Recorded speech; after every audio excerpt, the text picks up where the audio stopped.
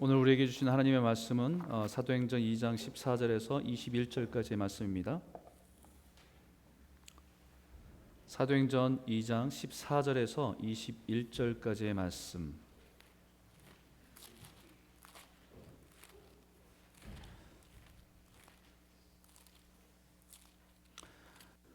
다 찾으신 줄 믿고요. 제가 한 절, 여러분이 한 절 읽도록 하겠습니다. 사도행전 2장 14절에서 21절까지 말씀입니다. 베드로가 11 사도와 함께 서서 소리를 높여 이르되 유대인들과 예루살렘에 사는 모든 사람들아, 이 일을 너희로 알게 할 것이니 내 말에 귀를 기울이라.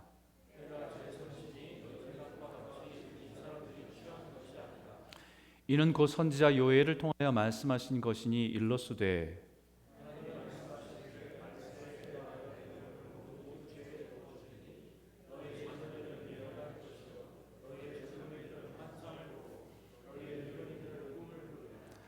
그때 내가 내 영을 내 남종과 여종들에게 부어주리니 그들이 예언할 것이요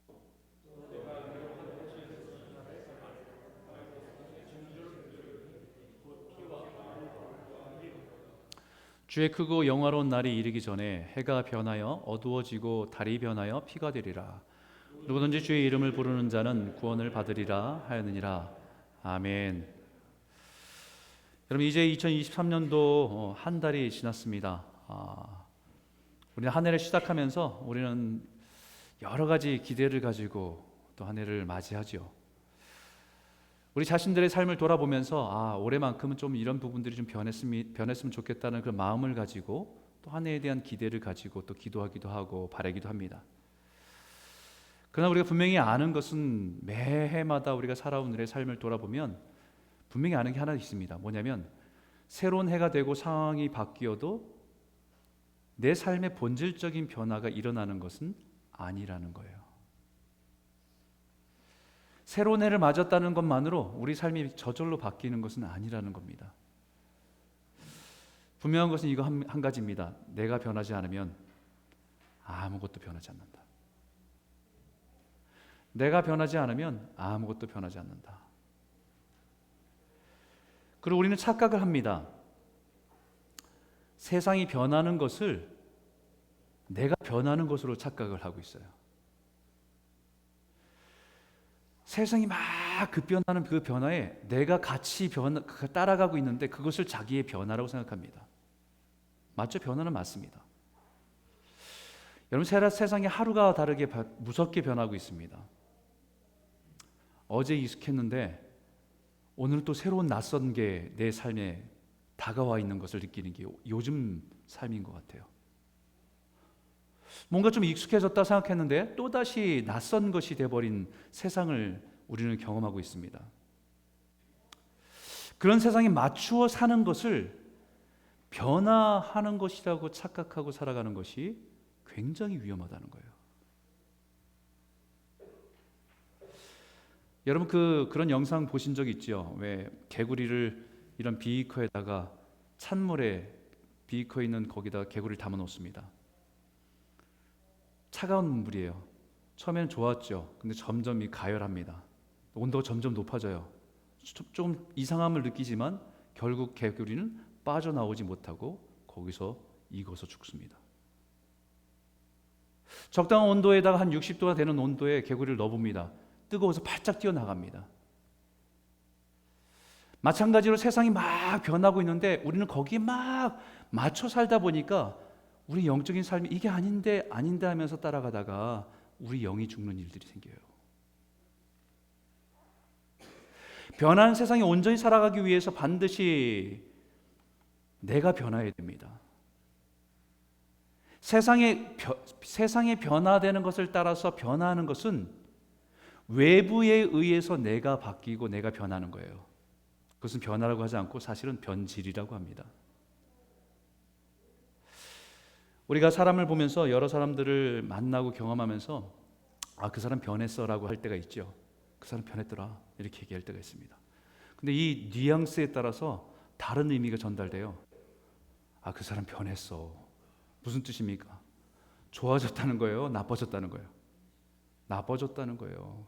예전엔 그러지 않았는데 사람이 그 자리에 앉고 나서, 그 자리에 포지션이 있고 나서, 그 사람이 좀 넉넉해지고 나서 사람이 변했다는 얘기입니다. 그 사람을 바꿨다는 겁니다. 세상의 환경들이, 상황들이 바꿔놨다는 겁니다. 한숨과 아쉬움을 가지고 표현할 때는 그 사람이 괜찮은 사람이었는데 나쁘게 변했다는 것을 말합니다. 그 사람 진짜 변했더라? 이렇게 얘기할 때가 있어요. 그러면 이건 나빴다는 얘기가 아니라 좋아졌다는 의미를 가지고 표현할 때가 많습니다.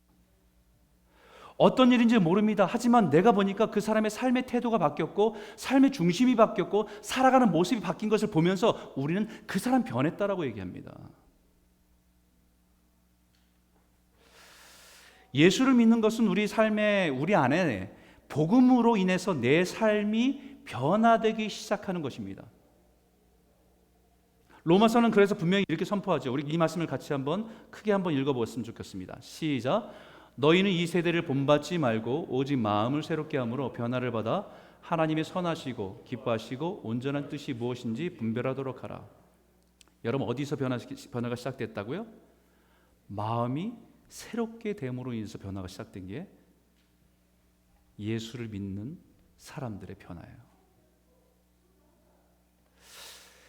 변화는 세상을 따라 변하지 말라고 얘기합니다. 우리의 변화는 마음에 심어진 복음 때문에 시작된 변화이기 때문입니다.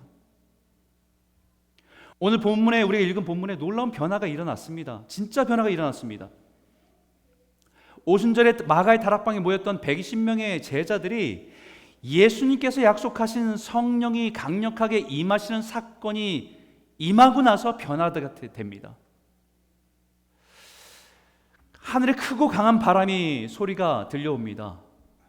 이게 무슨 일이지 할 정도로, 놀랄 정도로, 도시가 들썩일 정도로, 사람들의 관심이 집중될 정도로 놀라운 변화가 그 가운데 일어났습니다. 그 가운데 함께 있었던 사람들 머리마다 이 불꽃 같은 것이, 신기한 것이 임하는 것이 보였습니다. 뿐만 아니라 그 사람들이 한 번도 배워보지 못한 외국어로 그들이 무엇인가를 말하기 시작하는 그 변화들이 일어나기 시작했습니다. 그 특별한 오순절의 성령의 임재 사건은 하나님의 나라에 대한 말씀을 각 언어로 선포되게 하시는 놀라운 역사였다는 것을 우리는 깨달았습니다. 성령을 통해서 이 진리가 깨달아지고 믿음을 통해서 그들이 그것을 밖으로 표현해내는 변화가 시작됐다는 것을 말씀합니다. 그 중에 갈릴리의 무식한 제자 베드로가 가장 많이 변했어요. 예수님께서 잡히시던 그 밤에 어느 요정이 베드로를 향해서 예수님의 제자라고 의심하는 말에 부인하고, 3번이나 부인하고, 심지어는 저주하면서 그 자리를 피해서 도망쳤던 베드로. 사람들이 자신을 예수님을 따라다니는 제자인 것이 드러날까 봐 숨기고 두려워서 숨었던 베드로. 근데 그 사람이 그 수많은 사람들 앞에서 지금 예수 그리스도의 복음을 선포하고 있는 것입니다. 14절에 이렇게 말합니다. 베드로가 11사도와 함께 서서 소리를 높이 이르되 유대인들과 예루살렘에 사는 모든 사람들아, 이 일을 너희로 알게 할 것이니 내 말에 귀를 기울이라. 놀라운 변화죠. 불과 40일, 한 달 즈음 되는 변화 속에서 놀라운 변화가 일어난 겁니다. 베드로만 바뀐 것이 아니라 11사도도 같이 변했습니다. 얼마 전에 베드로의 제자들의 모습이 아닙니다. 두려움에 사로잡혀서 떨고 있었던 제자들의 모습이 아닙니다. 수많은 유대인들 앞에서 그들이 예수님의 제자라는 사실이 드러날까 봐 숨어있던 사람들이 지금 예수의 복음을 그 사람들 앞에서 전하는 사람으로 바뀌어 있는 겁니다. 성령의 임재가 베드로와 제자들을 변화시켰습니다. 이 변화는 동일한 믿음을 가지고 살아가는 이 시대의 우리들에게도 필요한 변화입니다. 이 변화가 오늘 예수를 믿고 따르는 저와 여러분 삶 가운데 다시 불일듯 일어나는 변화가 시작되기를 주의 이름으로 축복합니다. 따라 읽어보겠습니다. 첫 번째 나누고 싶은 주제는 이거예요. 성령이 역사하면 인생의 가치가 바뀝니다. 여러분 11절에 이렇게 말했어요. 우리가 다 우리의 각 언어로 하나님의 큰 일을 말함을 듣는도다. 하나님의 큰 일을 말함을 듣는도다. 여기 하나님의 큰 일이라고 말할 때 이 큰 일이라는 단어가 메갈레이아라는 단어예요. 그냥 큰, 위대한, 강력한, 장엄한, 엄청난 크기를 말하고 있습니다. 우리 영어로 얘기할 때는 크다라고 얘기할 때는 big, 그거보다 더 큰 건 great라고 표현합니다. 근데 그 정도가 아니라 메가라고 하는 거예요. 메가톤급의 어마어마한 큰 일이라는 것을 깨닫게 되는 사건이 성령님을 통해서 깨닫게 되는 사건입니다. 지금 성령의 임재를 경험한 제자들의 삶의 가장 큰 변화는 하나님의 나라의 일이 어마어마하게 큰 일이라는 사실들을 깨닫게 되고 그것을 통해서 삶이 바뀌게 됐다는 것을 말하고 있는 것입니다. 두루명에 있던 제자들에게 성령의 역사가 일으키는 가장 큰 변화는 가치관의 변화예요. 가치관이라고 하면 values라고 얘기합니다. 우리의 삶의 주변에 있는 모든 삶의 환경들, 여러 가지 일들이 있잖아요. 그 중에서 우리는 가치를 매깁니다. 뭐가 중요하고 뭐가 덜 중요하고, 일, 자녀, 직업, 뭐 여러 가지, 건강, 여러 가지 있어요. 그것을 가지고 자기에게 가장 가치 있는 것을 우리는 순위를 매겨서 우리는 가장 가치 있는 것을 스스로가 가지고 살아가요. 그 가치관은 사람들마다 다 다를 수 있습니다.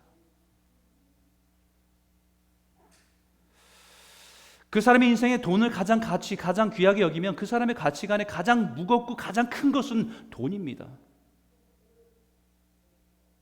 어떤 결정을 할 때 그것이 돈이 되느냐 안 되느냐가 그 사람에게는 가장 중요한 거예요. 어떤 사람은 그거보다도 자신의 건강을 가장 귀한, 제일 중요한 가치로 여기는 사람도 있습니다. 사람마다 가치관은 다를 수 있어요. 변화는 이 가치관이 바뀌어야 진정한 변화가 시작됩니다. 자신의 인생에 가장 귀하고 크게 여겼던 것이 변할 때에 삶은 변하는 것입니다. 우리는 우리의 삶에 이루는 것에 대한 가치를 크고 작음을 정하고 살아가요. 그 크기에 따라서 우리는 중요하게 여기고 그 순위에 따라서 우리의 삶은 그것에 맞춰 살아가게 되어 있습니다. 그것을 우리는 우선순위라고 말하지요. 우선순위라고 말합니다. 중요한 것부터. 그래서 가치가 바뀌어야 그 사람의 우선순위가 바뀌고 그 바뀐 삶이 변화가 일어나기 시작하는 겁니다. 사람들 자신에게 중요하다고 여기는 것, 생각하는 것이 다 다릅니다. 그리고 그것에 문제가 생기면 자신의 인생에 큰 문제가 생긴 것을 우리는 받아들이고 패닉 현상이 일어나죠. 흥분하기도 하고 갑자기 두려워지기도 하고 안절부절 못하고. 가끔 저희 집에서는 제 베이스먼트에서 제가 설교를 준비하고 있으면 갑자기 옆방에 있던 저희 큰아이 방에서 소리가 질러집니다. 아! 막 이래요. 깜짝 놀라서 그 방에 가봐요. 그러면 무슨 일인가 하고 깜짝 놀라 가보면 카낙스가 한 골 먹은 겁니다. 카낙스를 응원하고 있는데 카낙스 혼자 집 방에서 그걸 보다가 골을 먹으니까 그거에 막 흥분, 와! 막 이렇게 화가 나서 큰일 난 줄 알았어요. 아마 집에 다른 일을 큰일 나도 그렇게 흥분하지는 않을걸요?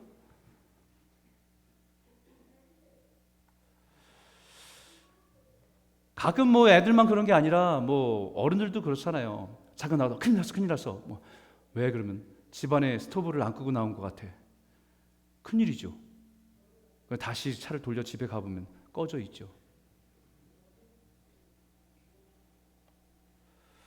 우리는 막 이렇게 부모들이 아이들이 이렇게 흥분하면 우리는 애들은 막 흥분해서 어떤 일을 당하면 깜짝 놀라서 무슨 큰일 난 줄 알았어요. 별것도 아닌 것 같고 이렇게 얘기하잖아요. 그죠?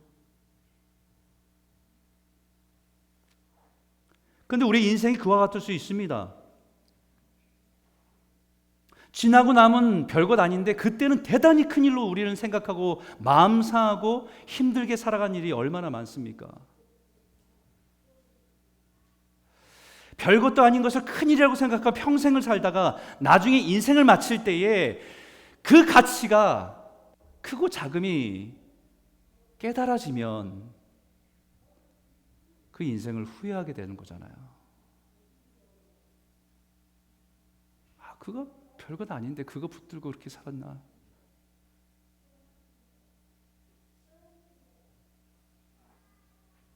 성령이 임하면 하나님의 큰일을 깨닫게 됩니다. 하나님께서 나를 위해서 죽으신, 나를 위해서 아들을 내어주셔서 십자가에 내어주신 십자가의 사건, 그리고 부활하신 사건, 그 사건이 저기 세상에 이스라엘 작은 나라에 그 예루살렘에 아주 작은 마을에서 일어난 작은 사건이 아니라 온 인류를 향한 하나님의 크신 사건이라는 것을 깨닫게 되는 거예요.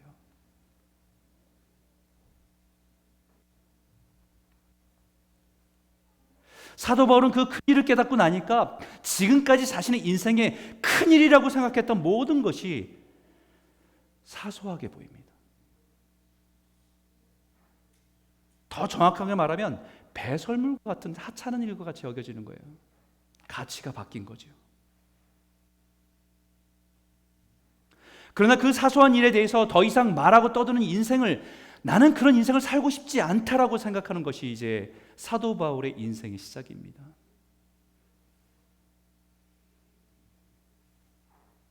지금 사도 베드로의 인생에는 일어난 성령의 역사는 그런 변화예요. 얼마 전까지만 해도 세상의 위협으로부터 자신의 안전을 지키는 것이 가장 큰 일이었습니다. 예수님의 제자라는 사실이 들려질까봐, 알려질까봐 잡혀가서 죽을 수 있는 위기에서 자신의 안전과 생명을 지키는 것이 가장 큰 일이었습니다. 그러나 이제는 변했습니다. 내 인생의 가장 중요한 큰 일은 하나님께서 내 삶 가운데 행하신 위대하고 크신 일이라는 거예요. 영원한 죽음에서 영원한 생명으로 옮기신 그 사건이 내 인생의 어떤 것보다도 비교할 수 없는 큰일이 되어버린 것입니다. 지금 유대인의 박해와 위협 앞에서 죽고 사는 문제보다 이 복음을 그들 앞에 선포하고 전하는 것이 가장 큰일이 된 것입니다. 사랑하는 성도 여러분, 우리에게도 이런 변화가 일어나길 원합니다. 예수의 십자가의 능력과 은혜가 그 어떤 것보다도 크고 귀함을 깨달아서 우리의 심령 깊은 곳에서 일어나는 변화, 그 변화를 따라 우리의 주어진 삶을 살아가는 저와 여러분 모두가 되시길 주의 이름으로 축복합니다. 두 번째 말씀입니다. 따라해 볼까요? 성령이 역사하면 내 안에 말씀이 살아납니다. 여러분 17절과 18절에 있는 말씀 한번 읽어보죠. 같이 한번 크게 읽겠습니다. 시작. 하나님의 말씀하시기를 너희의 자녀들은 예언할 것이요 너희의 젊은이들은 환상을 보고 너희의 늙은이들은 꿈을 꾸리라. 그때에 내가 내 영을 내 남종과 여종들에게 부어주리니 그들이 예언할 것이요. 이 말씀은 요엘이라고 하는 선지자가 예언했던 말씀을 지금 사도 베드로가 인용하는 것입니다. 베드로는 요엘이라는 선지자에게 말씀하신 말씀이 알고 있는 말씀이지만, 언젠가 들었던 말씀이지만 오늘 우리에게 주시는 오늘에 있는 이 사건에 대한 말씀이구나라고 하는 것이 그가 알고 있는 머리에서 살아나는 말씀이에요. 요엘 선지자는 800년 전에 남유다를 향해서 여호와의 날을 임함을 선포하면서 회개할 것을 강력히 호소했던 선지자였습니다. 800년 전에, 지금 베드로가 경험하고 있는 이 사건이 800년 전에 요엘이 선포하고 있었던 메시지라는 거예요. 우린 10년 전의 일도 잊어버리고 잘 기억 못하는데 성령님은 갈릴리의 무식한 이 뱃사람 베드로에게 800년 전에 하나님의 말씀을 선포하던 요엘 선지자의 말씀을 기억나게 하고 그 말씀이 오늘 성령의 임재와 능력 가운데 일어난 사건들임을 깨닫게 해주셨다는 거예요. 율법학자도 아니고 바리새인도 아니고 서기관도 아닌데 그냥 평범한 어부였던 베드로가 800년 전에 요엘 선지자가 선포했던 그 말씀이 오늘 사건과 오늘 그들이 살아간 삶 속에서 그 말씀이 살아서 역사하는 겁니다. 바로 요엘 선지자가 선포했던 그 성령의 역사가 지금 마가다락방에 모인 성도들에게 부어지니까 자녀들이 예언을 하고 젊은이들이 환상을 보고 노인들이 꿈을 꾸기 시작한다는 것입니다. 모든 제너레이션, 모든 세대에 있는 사람들이 영적으로 살아나기 시작한다는 것을 말씀하고 있는 것입니다. 구약의 말라기 선지자, 마지막으로 세례 요한의 예수님 오시기까지 400년의 시간들을 뭐라고 말하냐면 영적인 암흑기라고 얘기해요. 영적인 암흑기. 영적인 암흑기라고 말하는 것은 사람들의 영적인 디렉션을 잃어버렸다라는 거예요. 사람들이 영적으로 살아가는 방향을 잃어버리고 혼돈 가운데 있다라고 하는 것입니다. 마치 불이 다 꺼져서 어디가 출구인지를 알지 못해서 헤매고 있는 영적인 상태가 그 당시에 살아가던 유대인들의, 이스라엘 사람들의 모습이었다는 거예요.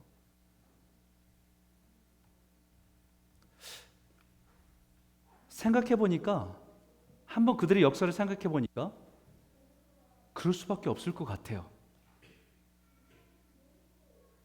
하나님의 백성이라고 하는 자부심을 가지고 살았던 사람들입니다. 하나님이 우리를 선민으로 택하신 백성이라고 하는 자부심을 가지고 살았던 사람들이에요. 그런데 그들의 죄 때문에 바벨론에 의해서 망하고 하나님을 섬기는 성전마저도 파괴되고 남아있는 백성들을 바벨론을 끌고 가서 포로처럼 살았던 시간이에요.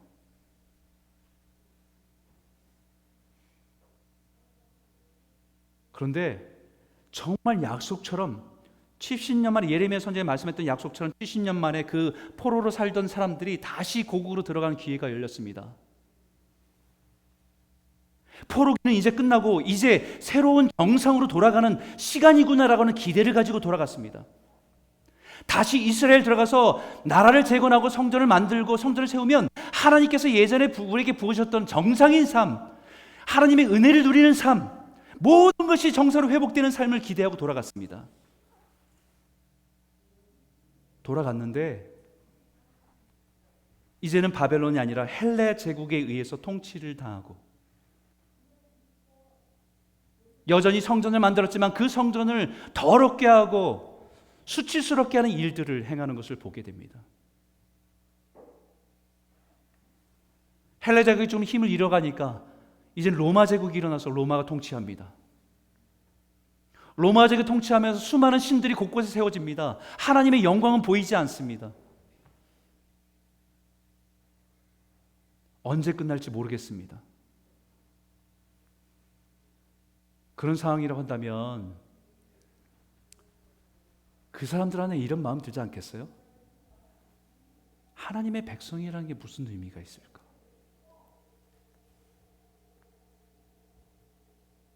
하나님을 믿는다는 게 과연 뭐가 유익이 될까? 하나님의 말씀을 따라 사는 것이 과연 무슨 의미가 있을까? 이런 회의와 혼돈 속에 있었던 것이 영적인 암흑기예요. 그 속에 주신 말씀이 너희 자녀들은 예언할 것이요 너희 젊은이들은 환상을 보고 너희는 늙은이들은 꿈을 꾸리라 말씀하셨습니다. 여러분, 이 말씀이 예언할 것이라는 것이 우리가 얘기하는 10년 뒤 무슨 일이 일어날 거야, 이런 예언이 아니에요. 프로페시입니다. 하나님의 말씀을 선포하기 시작했다는 것입니다.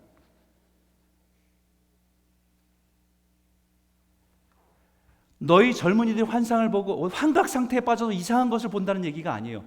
너희 젊은이들이 비전이 생겼다는 것입니다. 너희 늙은이들이 꿈을 꾸기 시작했대요. 이 말씀을 원문의 의미를 더 살려서 얘기하면 이런 뜻이에요. 너희 자손들이 하나님의 말씀을 선포하며 살아가기 시작할 것이다. 너희 젊은이들이 하나님의 언약하신 것이 성취되는 것을 보면서 자신의 인생을 그 안에서 어떻게 살아가야 될지에 대한 비전을 찾기 시작할 것이다. 너희의 늙은 너희들의 노년들이, 어른들이 잃어버린 꿈들을 다시 꾸기 시작할 것이다 라는 말이에요.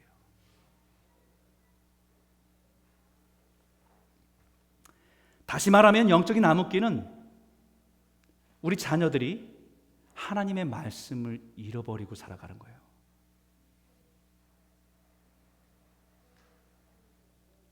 하나님의 말씀이 우리 자녀들에게 인생에 아무런 역할을 하지 못한다고 생각하고 살아가는 것입니다.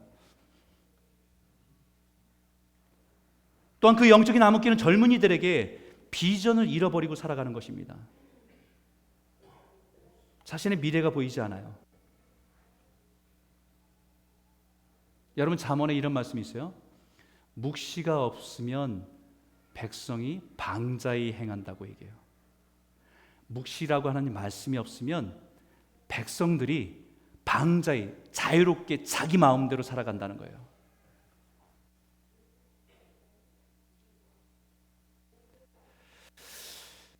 자신을 향한 하나님의 뜻을 맞춰서 그 뜻을 찾아가고 그 뜻에 맞춰서 살고 싶은 그 비전을 청년들이 잃어버렸다는 겁니다.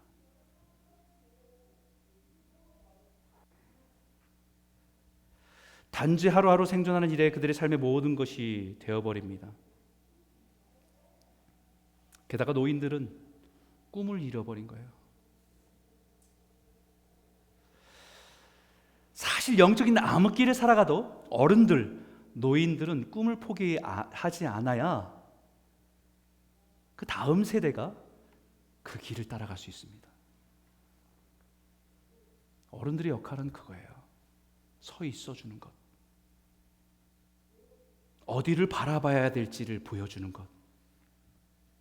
이끌어갈 수는 없지만 어디를 봐야 될지를 보여주는 것. 그것이 어른이에요.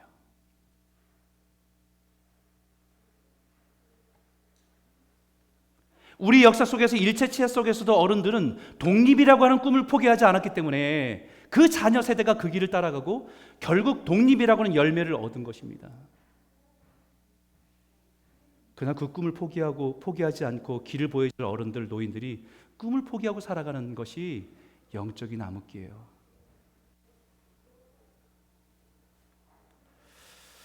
그렇다고 한다면 오늘 우리는 우리 영적인 암흑기를 지나고 있는 것은 아닌가 생각해 봐야 돼요. 불과 3년밖에 되지 않은 코로나 바이러스로 인한 변화는 세상을 바꿨고 우리를 바꾸고 있습니다.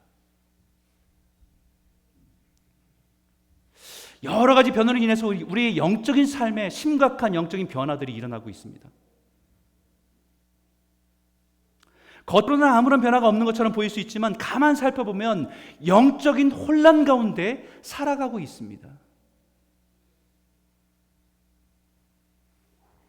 여러분, 우리가 팬데믹이 터질 때 이런 유행한 말들이 있었죠. 팬데믹 블루라고 하는 말 들어보신 적 있죠? 팬데믹 블루. 뭡니까? 사람들이 갑자기 공허해진 거예요. 두려움이 밀려왔고요. 일상이 바뀌었잖아요. 사람들이 그 속에서 공포를 느꼈습니다. 그래서 우울증이라는 현상들이 사람들 안에 다 찾아왔어요. 팬데믹 블루라고 하는 거예요. 근데 이제 이 팬데믹이 거의 다 끝나가는 이 시점에 엔데믹 블루라고 하는 현상이 일어나요. 엔데믹 블루. 이제 정상으로 돌아가는 것 같아요. 팬데믹 다 끝난 것 같아요. 이제 감기처럼 다 여겨지고 그냥 우리가 같이 살아가는 삶으로 변한 것 같아요. 정상으로 돌아가는 것 같습니다. 그런데 여전히 사람들 안에 남아있는 불안과 두려움들은 사라지지 않고 있다는 겁니다.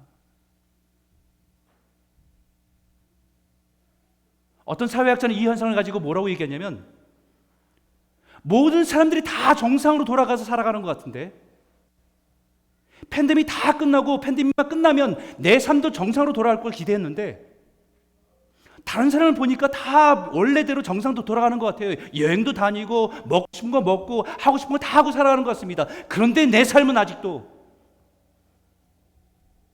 여전히 불안과 두려움을 떨쳐버릴 수 없는 것이 우울증으로 찾아오고 있고 삶의 불안으로 찾아오고 있다는 거예요.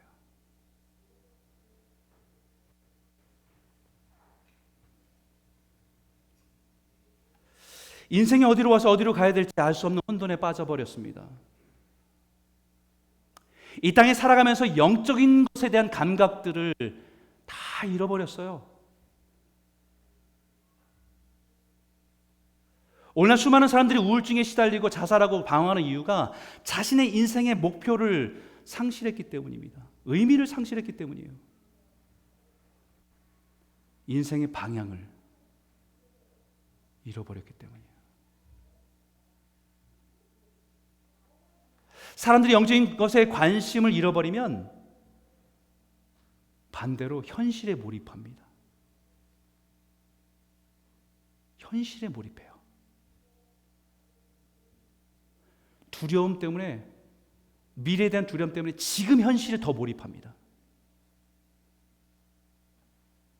더 물질적인 쾌락과 편안함을 빠지고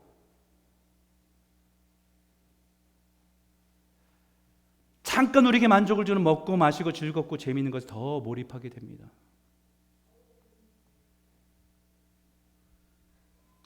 근데 사람들은 그렇게 많이 좋은 것을 가지고 사는데 어느 날 그 허전함과 공허함을 밀쳐버릴 수가 없는 현실을 깨닫게 되는 거예요.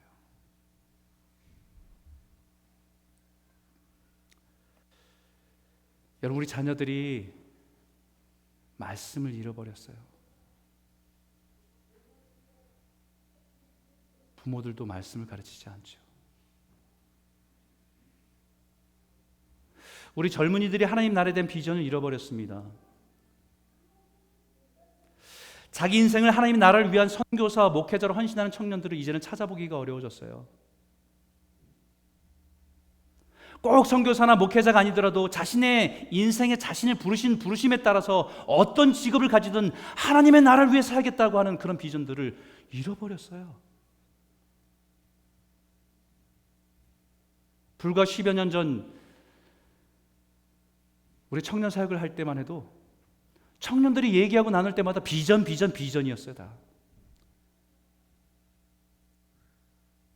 어떤 직업을 가지고 내가 어떻게 하나님의 영광을 위해 살아갈 거지 고민하면서 그것을 나누던 청년들이 그 비전이라는 단어가 이제는 사라졌어요. 비전 대신에 무슨 단어가 그들의 머릿속에 꽉 찬 줄 아세요? 주식이에요.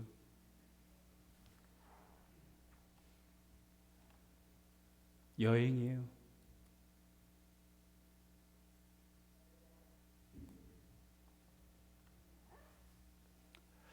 어떻게 하면 좋은 직업을 가지고 어디에 투자해서 부자가 되고 넉넉한 삶을 살아가고 싶은 마음으로 바뀌어버린 겁니다. 어른들은 어떻습니까? 하나님 나라를 꿈꾸고 소망하고 바라보고 살아갈 어른들, 노인들이 방향을 잃어버렸어요.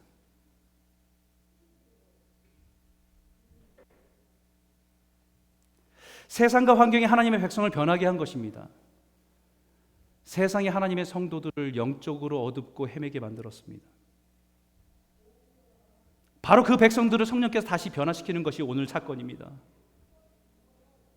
그들 안에 이미 알고 있었지만 아무런 능력이 되지 못한 그 말씀이 생명을 얻어서 베드로의 입술을 통해서 선포되고 있는 겁니다. 지식으로 주고 있던 말씀이 생기를 불어넣어서 믿음으로 살아갈 수 있는 능력이 되게 하신 사건이 성령의 역사의 사건입니다.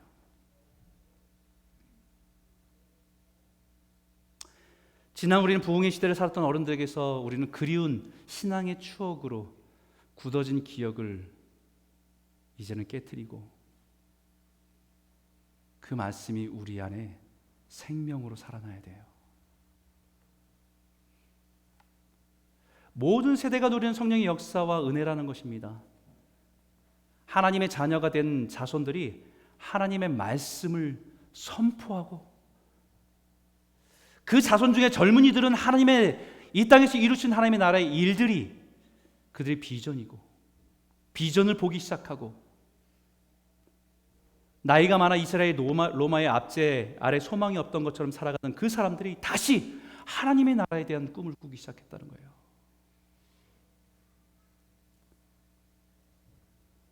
그때 내가 성령을 부어주면 하나님의 종으로 살아가는 모든 사람들이 하나님의 말씀을 담대히 선포하기 시작할 것이라는 말씀입니다. 바로 이 성령의 임재의 역사가 지금 우리가 사모해야 할 은혜입니다. 우리 안에 말씀이 살아나도록, 그 말씀이 우리의 영을 살리도록, 그 말씀이 우리의 영적인 눈을 뜨게 하도록, 그래서 하나님의 나라를 꿈꾸는 살아있는 성도와 교회 되기를 주의 이름으로 축복합니다. 세 번째 말씀이 따라해 볼까요? 성령의 역사하면 복음적으로 살아가게 됩니다. 19절과 20절 같이 한번 읽어볼까요? 함께 읽겠습니다. 시작. 또 내가 위로 하늘에서는 기사를, 아래로 땅에서는 징조를 베풀리니 곧 피와 주의 크고 영화로운 날이 이르기 전에 해가 변하여 어두워지고 달이 변하여 피가 되리라. 마지막 한 가지는 성령이 임하셔서 우리 가운데 역사하시면 우리의 삶이 복음적으로 살아가게 돼요. 복음적으로 살아간다는 말은 예수님의 죽음과 부활, 그리고 다시 오시는 재림을 바라보며 살아가는 삶으로 맞추어진다는 겁니다. 그냥 우리가 나이 들면 10대, 20대, 30대, 그래 40대는 어쩔 수 없지, 50대 되면 뭐 50견도 오고 뭐 이렇게 살아가는 삶은 복음적으로 살아가는 것이 아니라 생물학적으로 살아가는 거예요.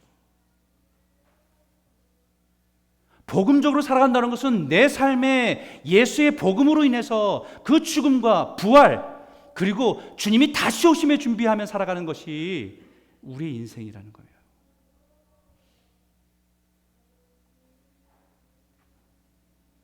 우리의 인생의 시작과 끝이 예수로 인해서 살고 예수 안에서 죽는 것입니다.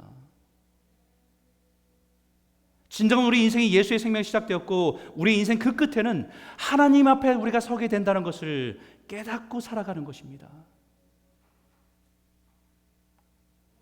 그렇기 때문에 복음적으로 살아간다는 것은 아무리 우리의 현실이 어려워도 공고해도 포기할 수가 없죠. 아무리 우리의 인생이 무겁고 버거워도 결코 포기할 수 없습니다. 나에게 주어진 인생, 나에게 주어진 사명을 감당하는 것에 최선을 다하게 살아가기를 만드는 힘이 되기 때문입니다. 여러분, 종교개혁을 일으킨 마틴 루터가 수많은 반대와 죽음의 위협 앞에서 끝까지 종교개혁을 완수할 수 있었던 것은 그가 가지고 있었던 믿음의 고백이 있었어요. 그러면 같이 한번 읽어볼까요? 함께 읽겠습니다. 시작. 어제 주님이 나를 위해서 죽으시고 오늘 주님이 죽음에서 부활하시고 내일 주님이 다시 오신다. 예수를 믿었던 추억이 예전에 몇십 년 전에 예수 믿었지 참 그땐 좋았지 이게 아니고요.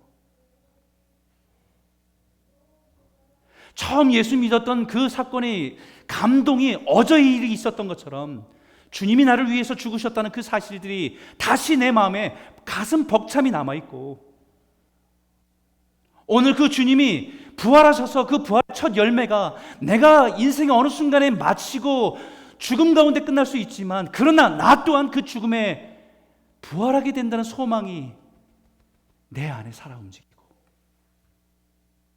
내일 그 주님이 다시 오셔도 부끄럽지 않고 내가 감당할 그 일을 걸어가는 것.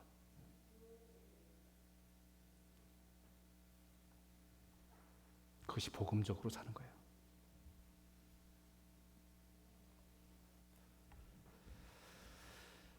복음적으로 살아갈 때 가장 중요한 건 뭐겠습니까? 우리 주어진 인생을 다 마치고 주님 앞에 설날을 준비하며 살아가는 그 사람의 가장 중요한 것. 그것이 베드로가 선포합니다. 21절 같이 한번 읽겠습니다. 시작. 누구든지 주의 이름을 부르는 자는 구원을 받으리라. 할렐루야. 이것이 복음이죠. 이 복음이 우리의 영원한 죽음에서 살리신 복음입니다. 이것이 우리 안에 살아있는 복음입니다. 그렇기 때문에 이 복음을 선포하고 전하는 삶을 살아가게 하시는 거죠.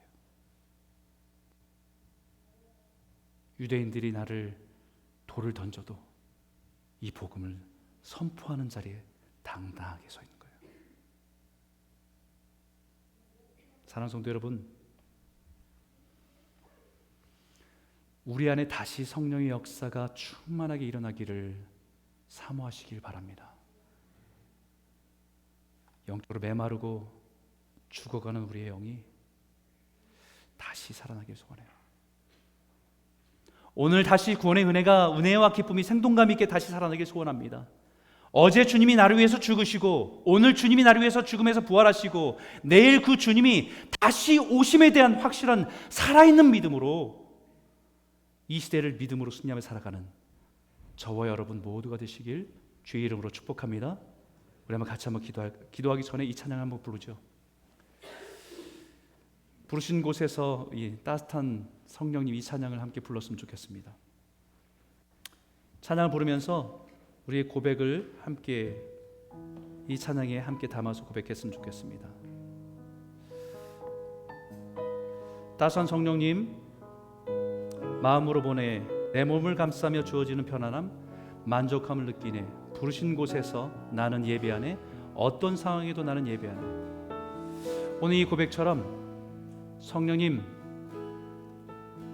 나를 만져주십시오. 세상이 바뀌고 변해가는 이 세상 속에서 이미 변해져 있는 내 삶을 좀 바꿔주십시오. 세상으로부터 변화돼서 내가 변질되는 내 모습이 아니라 내 안에 계신 성령님께서 우리를 바꾸시고 변화시키는 그 변화로 살아갈 수 있도록 도와주십시오. 그래서 세상이 아무리 변해도 세상을 넉넉히 이기는 자로 우리 각자의 주어진 자리에서 복음을 가지고 살아갈 수 있도록 우리를 붙들어 주시기 원합니다. 우리 한번 같이 한번 찬양하길 원합니다. 함께 찬양하겠습니다. 따스한 성령님, 따스한 성령님 마음으로 보내, 마음으로 보내. 눈을 감고 부를까요? 내 마음을 감싸며, 물 감싸며 주어지는 평안함, 만족함을 느끼네. 다시 부릅니다. 사랑과 진리에, 사랑과 진리에 한 줄기 빛 보내, 한 줄기 빛 보내. 내 몸을 감싸며, 내 몸을 감싸며 주어지는 평안함, 그 사랑을 느끼네. 그 사랑을 느끼네. 선포합니다. 부르신 곳에서 나는 예배하네, 예배하네. 어떤 상황에도 나는 예배하네, 예배하. 부르신 곳에서, 신 곳에서 나는 예배하네. 어떤 상황에도 나는 예배하. 내가 걸어갈 때 길이 되고, 내가 걸어갈 때 길이, 살아갈 때 삶이 되는 그곳에서 예배하네, 예배하네. 내가 걸어갈 길, 내가 걸어갈 때 길이 되고 살아갈 때 삶이 되는 그곳에서 예배하네. 부르신 곳에서 나는 예배하네. 어떤 상황에도 나는 예배하네. 부르신 곳에서 나는 예배하네. 어떤 상황에도 나는 부르신 곳에서, 신 곳에서 나는 예배하네. 어떤 상황에도 나는 예배하네. 부르신 곳에서 어느 곳에서 나는 예배하네. 어떤 상황에도 나는 예배하네. 우리 같이 한번 기도하기 원합니다. 하나님, 성령 안에서 변화된 삶을 살아가게 하여 주십시오.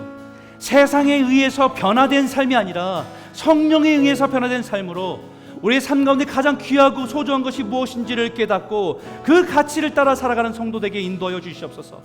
우리 안에 말씀이 살아나서 역사하는 삶을 살기 원합니다. 우리 자녀들이 말씀을 소중히 여기며 살아가는 자녀들 되게 인도하여 주시고, 우리 청년들이 우리 하나님의 나라의 비전을 발견하게 하여 주시고, 우리 어른들이 하나님 나라를 꿈꾸며 소망하는 삶으로 변화되게 인도하여 주시옵소서. 우리의 삶이 어제 주님이 오심에 대한 감격과 기쁨을, 오늘 부활하신 주님의 동행하신 즐거움을, 내일 주님이 다시 오심에 대한 설렘과 소망을 가지고 살아가는 성도되게 인도하여 주실 줄 믿습니다. 우리 같이 한번 믿음으로 고백하며 기도하겠습니다. 함께 기도하겠습니다. 하나님 아버지 감사합니다. 하나님 아버지, 오늘 이 말씀을 통해서 우리가 아버지 성령님을 구하고 은혜를 구합니다. 하나님 아버지, 이 세상 속에서 이런 변화 속에 우리가 삶이 변화되어지고 우리 영적인 것이 무너지고 살아가는 우리 모습들을 다시 한번 새롭게 하여 주셔서 영적인 감각들을 깨우게 하여 주시고, 영적으로 혼란과 죄질 제어 가운데 어둠 가운데 살지 않게 하여 주셔서 분명한 하나님의 말씀을 따라 진리를 따라 살아가는 우리 영이 깨어난 역사 있도록 인도하여 주시고 붙잡아 주시옵소서. 하나님 아버지, 우리의 말씀 가운데 하나님의 말씀이 살아나기 원합니다. 지식으로 머물러 있는 그 말씀이 아니라 오늘을 살아가게 하시는 능력이 되게 하여 주시고 생명되게 하여 주셔서 그 은혜를 가지고 살아갈 수 있도록 인도하여 주시옵소서. 하나님, 우리가 복음적으로 살기 원합니다. 하나님 아버지, 우리가 늙고 너무 회피해서 겉사람이 회피하는 그것을 따라 살아가는 것이 아니라 우리는 아버지 겉사람이 회피하여도 우리 속사람만큼은 하나님의 그 은혜를 따라 그 복음을 따라 살아가는 저희가 되게 인도하여 주시옵소서. 하나님 아버지, 우리 교회가 그렇게 살기 원합니다. 하나님, 우리를 붙잡아 주시고 인도하여 주시옵소서.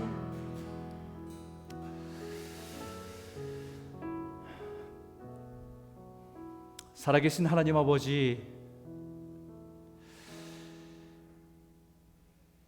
우리가 원하지 않고 또 우리가 의도하지 않았지만 세상은 우리를 바꾸어가고 우리를 변질되게 합니다. 세상을 더 닮아가게 만듭니다. 하나님, 그런 세상 속에서 하나님, 우리 안에 계신 성령님의 은혜로 능력으로 우리 내면의 변화를 통해서 마음이 변화받아 주님을 닮아가는, 주님을 따라가는 삶의 변화들이 우리 가운데 시작될 수 있도록 허락하여 주시옵소서. 하나님, 주님, 우리의 말씀이 우리 안에 살아나게 하셔서 그냥 알고 있는 말씀이 아니라 그 말씀이 오늘을 살아가는 말씀 되게 하시고 우리의 모든 상황들을 넉넉히 이기고 주의 약속을 붙들고 살아가는 믿음의 능력이 될 수 있도록 우리를 인도하여 주시옵소서. 우리 다음 세대, 우리 자녀들을 하나님 붙잡아 주시기 원합니다. 우리 자녀들이 말씀을 잃어버린 채 살아가지 않게 하여 주시고, 말씀을 선포하며 그 말씀을 따라 살아가는 우리 자녀들이 일어나게 하여 주시고, 젊은이들이 비전을 잃어버리고 하나님 나라의 꿈을 잃어버린 채 살아가지 않고 자신의 인생의 부르심을 따라서 내가 주님의 나라를 위해서 무엇을 해야 하는지 나에게 맡겨진 것을 찾아 그 삶을 드리는 비전을 찾고 믿음으로 나아가는 우리 청년들이 일어날 수 있도록 허락하여 주시고, 우리 어른들이 하나님 이 세상 속에서 하나님의 나라에 대한 꿈을 꾸며 주님의 나라의 오심을 기다리며 소망하며 주님을 바라보는 삶으로 회복될 수 있도록 인도하여 주시옵소서. 하나님, 우리의 신앙이 복음적으로 살아가기 원합니다. 주님이 우리를 위해서 죽으신 십자가의 은혜가, 그 감격과 기쁨의 즐거움이 다시 우리 안에서 일어나게 하여 주시고, 오늘 주님께서 부활하신 주님 우리와 함께 동행하신다는 그 기쁨과 즐거움이 매일매일 매 순간마다 주님과 동행하는 기쁨이 있게 하여 주시고, 이 현실 속에서도 주님이 다시 오심에 대한 소망을 가지고 오늘의 모든 상황을 넉넉히 이기며 믿음으로 나아가는 저희들이 되게 인도하여 주시옵소서.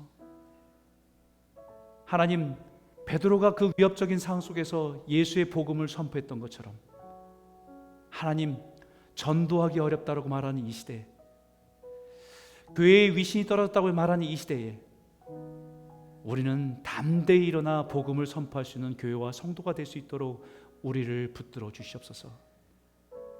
그래서 우리 교회가, 우리 성도들이 주님 오실 때까지 그 사명을 잘 감당하는 부끄럽지 않은 교회가 될 수 있도록 허락하여 주시옵소서. 예수님 이름으로 감사하며 기도드렸습니다. 아멘. 다 같이 일어나서 우리